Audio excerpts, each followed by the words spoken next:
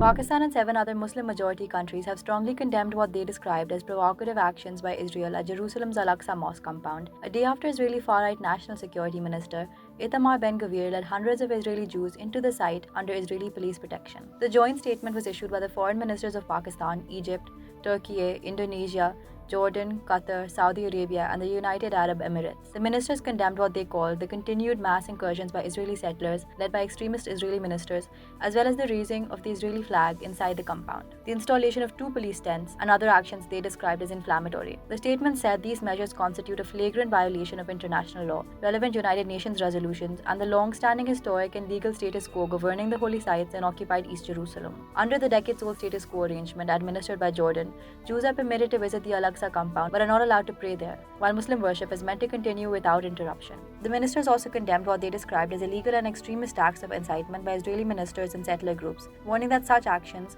fuel hatred and extremism while undermining efforts to achieve a just and lasting peace based on a two-state solution. They said restrictions on access to Jerusalem's old city and its religious sites, along with what they call discriminatory limitations imposed on Muslim worshippers, violate international humanitarian law and represent an unlawful attempt to alter the historical and legal status of the holy sites. The joint statement stressed that Israel has no sovereignty over occupied East Jerusalem or its Islamic and Christian holy places, and condemned what it described as systematic Israeli efforts to change the historical, legal, and demographic character of the occupied city. The 8 countries reaffirmed their categorical rejection of any attempt to alter the status quo at Jerusalem's holy sites and reiterated the recognition of Jordan's historic Hashemite custodianship over Al-Aqsa Mosque. The ministers emphasized that the entire 144 Danam Al-Aqsa Mosque compound is an exclusively Muslim place of worship, and said the Jerusalem Endowments and Al-Aqsa Mosque Affairs Department, which operates under Jordan's Ministry of Awqaf and Islamic Affairs, remains the sole legal authority responsible for administering the site and regulating access. They called on Israel as the occupying power to immediately remove restrictions on access to the old city,